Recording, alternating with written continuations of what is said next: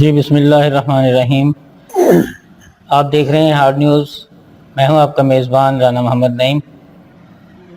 ناظرین، اولیاء کرام کے جو روحانیت کے مرکز ہوتے ہیں، یہ رشد و ہدایت کے سرچشمے ہوتے ہیں، جہاں سے انسانیت آ کر اپنا فیض حاصل کرتے ہیں اور روحانی تسکین حاصل کرتے ہیں۔ آج ہم موجود ہیں علاقہ کے اس لالہ موسیٰ شہر کے بہت ہی ممتاز مذہبی اسکالر اور اس آستانہ عالیہ دھاما شریف میں، جہاں پہ ہم آپ کو آج عید اسپیشل پروگرام کے حوالے سے سنت ابراہیمی اور اس کے تقاضے کیا ہیں، آج کے اس دور کے اندر ہم جو سنت ابراہیمی کو پورا کرتے ہیں وہ کیسے کرنا چاہیے اور عید کے منانے کے کیا تقاضے ہیں، تو ہمارے ساتھ موجود ہیں آج کے اس پروگرام میں سید جعفر حسین شاہ صاحب، ان کے ساتھ جناب سید جمشید حسین شاہ صاحب آستانہ عالیہ دھاما شریف سے آپ سجادہ نشین ہیں۔ ہم آپ کو ہارڈ نیوز کی جانب سے دونوں شخصیات کو خوش آمدید کہتے ہیں دل کی اتھاہ گہرائیوں سے، اور اس کے ساتھ ساتھ میں سب سے پہلے اپنے معزز مہمان جناب سید جعفر حسین شاہ صاحب سے پوچھوں گا کہ آپ فرمائیے کہ سنت ابراہیمی جو ہے یہ ہمیں کس بات کا درس دیتی ہے، یہ عید جو ہے یہ ہمیں کیسے منانی چاہیے، اس کے کیا شرعی تقاضے ہیں، ہمیں اس حوالے سے آپ اپنے خیالات سے ہمیں آگاہ کیجیے۔ السلام علیکم ورحمۃ اللہ وبرکاتہ۔ نحمدہ ونصلی ونسلم علی رسولہ الکریم۔ اعوذ باللہ من الشیطان الرجیم، بسم اللہ الرحمن الرحیم۔ آپ سب کو بھی ہماری طرف سے عید الاضحیٰ اور عید قربان مبارک ہو جی، پوری امت مسلمہ کو۔ اور سب لوگ جانتے ہیں کہ اللہ تعالیٰ نے جو سیدنا ابراہیم خلیل اللہ علیہ السلام کو اپنی جو عزیز ترین چیز ہے وہ اللہ کے راستے میں قربان کرنے کے لیے خواب میں حکم دیا، تو آپ نے مختلف چیزیں ذبح کی، مختلف جانور ذبح کیے، لیکن وہ خواب کا سلسلہ جاری رہا، اور بالآخر آپ نے یہ نتیجہ نکالا کہ جو مجھے سب سے دنیا کی چیزوں میں عزیز ترین چیز ہے وہ میرا بیٹا اسماعیل علیہ السلام ہے۔ تو بچپن تھا اور آپ نے ان کو ذبح کرنے کا، اللہ کے راستے میں قربان کرنے کا ارادہ فرما لیا۔ تو آپ نے اس سلسلے میں قرآن پاک نے اس وضاحت فرمائی ہے کہ بیٹے کو لے کر آپ جس جگہ تشریف لے گئے وہ مقام منا ہے، اور وہاں پر آپ نے آنکھوں پر پٹی باندھی اور بیٹے کے ہاتھوں اور پاؤں کو بھی باندھا اور اللہ کا نام لے کر ان پہ چھری چلائی، تو ان کی جگہ پہ اللہ تعالیٰ نے ایک دمبا بھیج دیا جس کی قربانی ہوئی۔ اور اللہ تعالیٰ نے ارشاد فرمایا کہ جب آپ نے دیکھا تو وہ اسماعیل علیہ السلام ساتھ کھڑے تھے اور دمبا ان کی جگہ پہ ذبح ہو چکا تھا، جو اللہ تعالیٰ نے جنت سے جبریل امین علیہ السلام کے ذریعے بھیجا تھا۔ تو اللہ تعالیٰ نے ارشاد فرمایا کہ اے ابراہیم، ہم نے آپ کی قربانی کو قبول کیا ہے کہ آپ نے اپنے خواب کو سچا کر دکھایا۔ تو یہ جو سلسلہ ہے یہ انبیاء کرام کی آزمائش اور ان کے جو اللہ تعالیٰ کے لیے اثار اور قربانی کا جذبہ ہے وہ اس قدر اعلیٰ پیمانے کا ہوتا ہے کہ وہ اور عام انسان کے بس کی بات نہیں ہے۔ بے شک۔ تو اللہ تعالیٰ نے یہ قربانی قبول فرما لی، اور اسی قربانی کی یاد کو تازہ کرنے کے لیے نبی کریم علیہ السلام نے خود بھی قربانی فرمائی اور اپنی امت کو بھی قربانی کا حکم دیا۔ اور اس میں حج کا سب سے بڑا جو فریضہ ہے وہ بھی انہی دنوں میں شامل ہے، وہ ایام تشریق جن کو کہتے ہیں، اور وہ 8, 9 اور 10 ذی الحجہ کو ادا کیا جاتا ہے مینا کے مقام پر اور مکہ شریف میں. تو اس میں بھی ایک اجتماعی صورتحال ہے کہ لوگ آپس میں ملاقات کریں، دیکھیں، ملیں، اور اس طرح جو لوگوں میں قرابت بڑھے اور محبت بڑھے. جس طرح کہ جمعہ ہے، نماز 5 گانا ہے، اس میں بھی سب لوگ اسی طرح جمع ہوتے ہیں. اور پھر عید کے موقع پر تو سارے لوگ جمع ہوتے ہیں، زیادہ لوگ جمع ہوتے ہیں. اور جو حج کا موقع ہے اس میں پوری دنیا سے مسلمان جمع ہوتے ہیں کہ وہ سب کی ایک اجتماعی طاقت کا مظاہرہ ہوتا ہے. اسی نقطے پہ شاہ صاحب آپ آگے ہیں خود ہی. فلسفہ قربانی جو ہے اس کے بارے میں ہمیں بتائیے کہ اصل فلسفہ کیا ہے.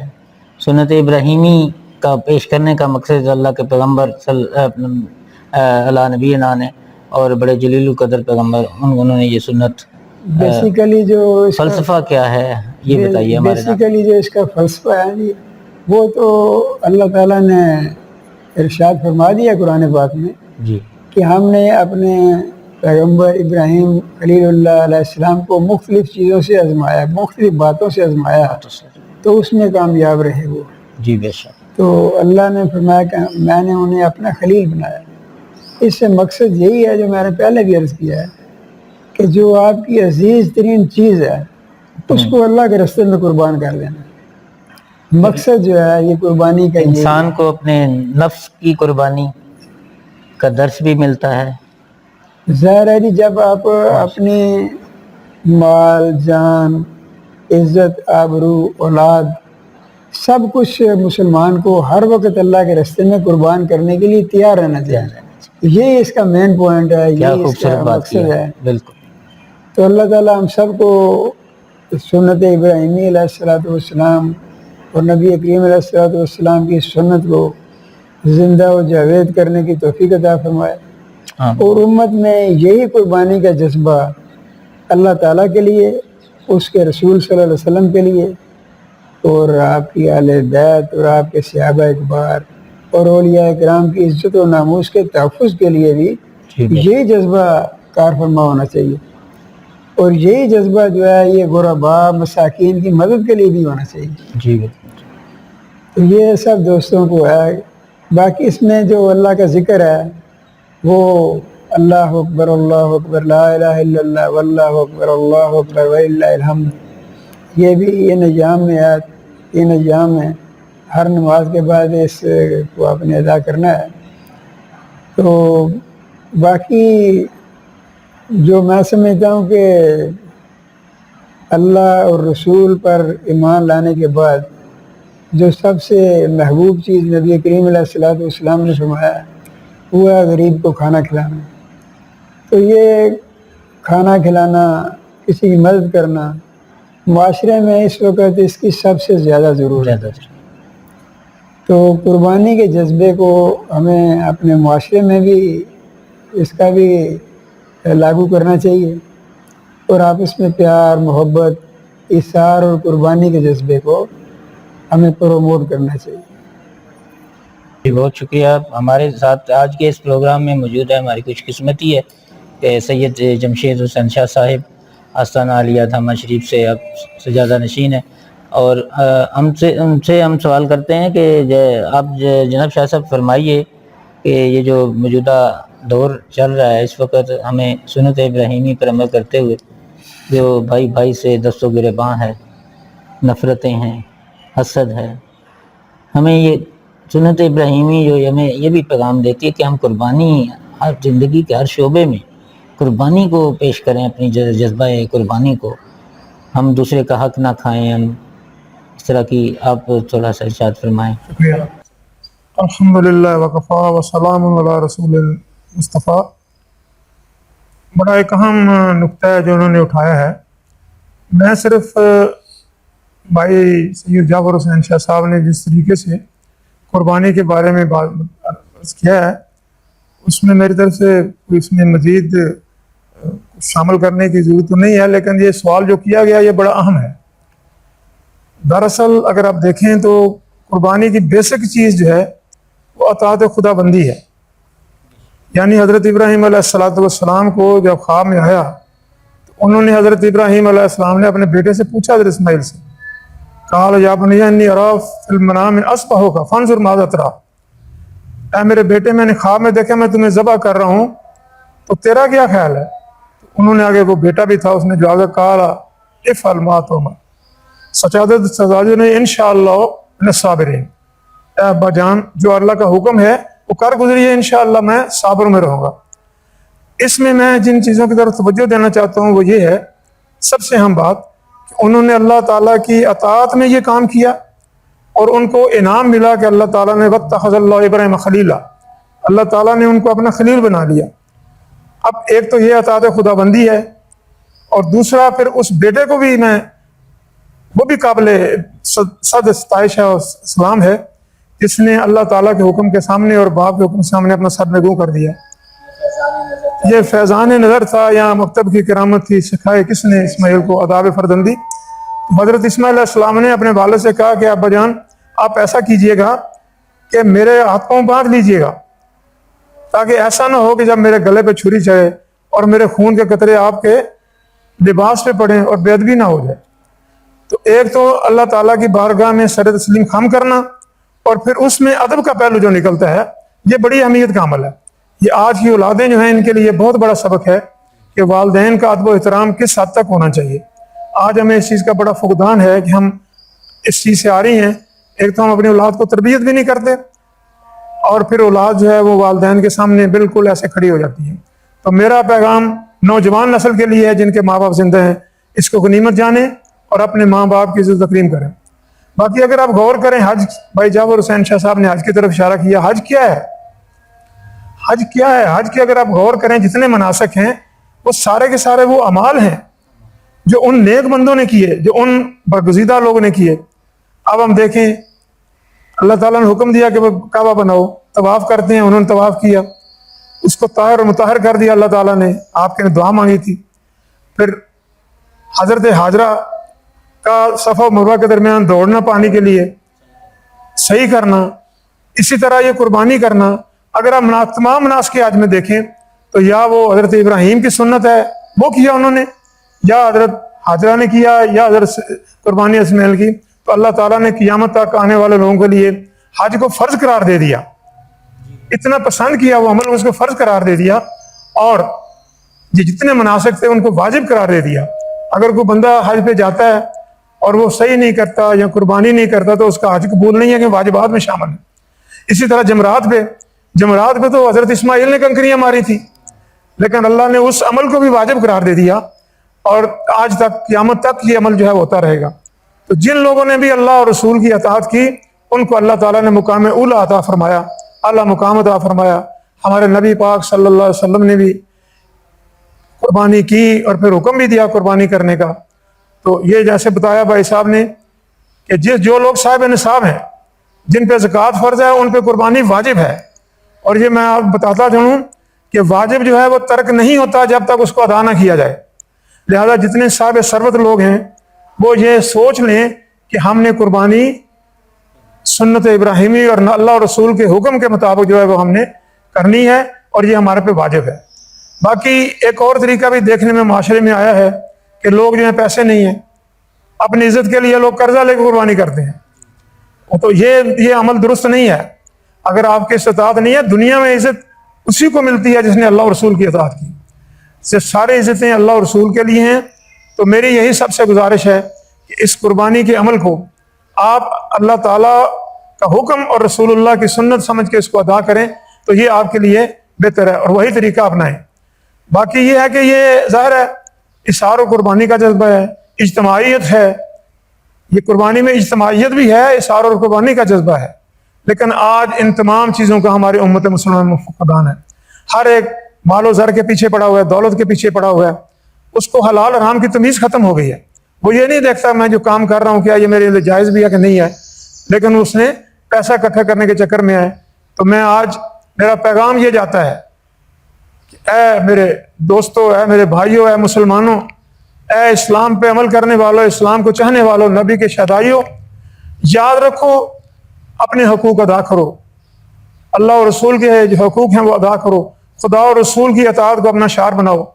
اور یہ عید قربان بھی اسی کا درس دیتی ہے کہ جن لوگوں نے اللہ اور رسول کی اطاعت کی وہ کامیاب ہو گئے, ہدایت یافتہ ہو گئے. تو اب گمراہوں میں شمار نہ ہو جاؤ بلکہ ہدایت یافتہ ہو جاؤ, اور ایک دوسرے کا پاس کرو, خیال کرو, غرباء اور مساکین کی مدد کرو. یہی سبق ہے عید الاضحیٰ کا, ہماری سارے دین کا یہی مطلب ہے, دین کا یہی سبق ہے کہ آپ ایک دوسرے کے ساتھ اس نے سلوک کریں, اپنے حقوق کا اور اپنے فرائض کا خیال کریں. یاد رکھیں اگر معاشرے کے لوگ اپنے فرائض ادا کر دیں تو کسی کو حق مل جائے گا. تو معاشرے میں یہ جو ہمارا اس وقت جھگڑے ہیں, لڑائی ہے, قتل و غارت ہے, یہ ساری ختم ہو جاتی ہے. تو لہٰذا آج کا دن یہ سبق بھی ہمیں دیتا ہے کہ ہمیں ایک دوسرے کے حقوق کا پاس کرنا چاہیے, اور دولت کی ہوس میں ہمیں حقوق کو پامال نہیں کرنا چاہیے, اور ناموس رسالت کے لیے ہمیں اپنا تن من دھن جو ہے وہ سب کو لٹا دینا چاہیے. اطاعت رسول, اطاعت اللہ اور اطاعت رسول ہی ہماری دنیا اور آخرت میں کامیابی کا ایک زینہ ہے. اس پہ ہم عمل کریں گے تو کامیاب ہوں گے. باقی مسائل ہیں وہ علماء کرام جمعے کے اجتماعات میں سارے بتاتے رہتے ہیں. ایام تشریق ہیں تو یہ 8 ذی الحج فجر کی نماز سے لے کر 13 ذی الحج عصر کی نماز تک یہ تکبیرات ہیں, یہ پڑھنی فرض ہیں, واجب ہیں, یہ ضرور پڑھنی چاہیے. اللہ اکبر, اللہ اکبر, لا الہ الا اللہ واللہ اکبر, اللہ اکبر وللہ الحمد. میری دعا ہے کہ اللہ تعالی ہم سب کو دین متین پہ مکمل عمل کی توفیق عطا فرمائے, اور تمام امت مسلمہ جو اس وقت کرب کی حالت میں ہے, اس وقت آزمائش کی حالت میں ہے, اللہ تعالی ہم میں قربانی کا جذبہ اور اثار پیدا کرے تاکہ ہم دنیا اور آخرت میں سرخرو ہو. میرا پھر یہی اپنے آپ نماز قائم کرو, نماز کو اپنا شعار بناؤ. ان صلاتی و نسکی و محیای و مماتی للہ رب العالمین, یہ دعا پڑھی جاتی ہے قربانی سے پہلے. تو اس کا مطلب یہی ہے, یہی حکم ہے کہ نماز, میری زندگی, میری قربانی سب اللہ کے لیے. تو اپنے معاشرے میں اس چیز کو نافذ کرو. اللہ تعالیٰ آپ سب کا حامی و ناصر ہو. اللہ تعالیٰ آپ کو عید کی خوشیاں نصیب فرمائے, اور جو غرباء اور مساکین ہیں ان کا ضرور خیال رکھیں.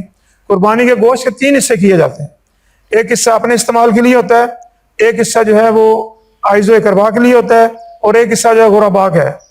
ہم یہ کرتے ہیں قربانی میں, یہ بڑا اہم مسئلہ ہے جو میں بتا رہا ہوں کہ بکرے کی ران, بے بغیروں نے کہا یار بکرے کی ران گھر لے آنا, وہ فریج میں لگا دی, بعد میں کسائی سے وہ ران بنوا کے لائے اور اس کو کھایا. یہ قطعاً غلط طریقہ ہے. قربانی جب کر لیں سارے گوشت کو مکس کریں, ایک سا کر کے پھر اس کے حصے کر کے جو ہے اس کو تقسیم کیا جائے. یہی حکم ہے اور یہی کرنا چاہیے. اللہ تعالیٰ ہم سب کو دین متین پر عمل کی توفیق عطا فرمائے. اپنی طرف سے اور اپنے تمام اہل سلسلہ کی طرف سے, اور بھائی جعفر حسین شاہ صاحب کی طرف سے, آستانہ کی طرف سے, تمام اہل لالہ موسیٰ اور تمام اہل اسلام کو مبارکباد پیش کرتا ہوں عید کی. اللہ تعالیٰ آپ سب کے لیے عید کی خوشیاں دوبالا ہوں, اور آپ سنت ابراہیمی پر, سنت مصطفی پر اسی طریقے مطابق عمل کریں جس کا حکم دیا گیا ہے. اللہ تعالیٰ پاکستان کو اور عالم اسلام کو استقامت عطا فرمائے. ہنوز, یہود اور نصرانیوں اور ان کی سازشوں سے محفوظ فرمائے, قادیانیوں کے سازشوں سے محفوظ فرمائے. اللہ تعالیٰ پاکستان میں اسلامی نظام کا نفاذ ہو اور یہاں دین متین کا بول بہلا ہو. السلام علیکم ورحمۃ اللہ وبرکاتہ. فیضان نظر تھا یہ مکتب کی کرامت تھی, سکھائے کس نے اسماعیل کو آداب فرزندی. آج کے اس پروگرام میں, اسپیشل پروگرام میں ہمارے ساتھ موجود تھے سید جعفر حسین شاہ صاحب اور سید جمشید حسین شاہ صاحب آستانہ عالیہ دامہ شریف سے, اور آپ سے انتہائی مدلل انداز میں سنت ابراہیمی کے حوالے سے گفتگو فرما رہے تھے. ناظرین, اس کے ساتھ ہی مجھے اجازت دیجیے. اللہ حافظ و ناصر. شکریہ.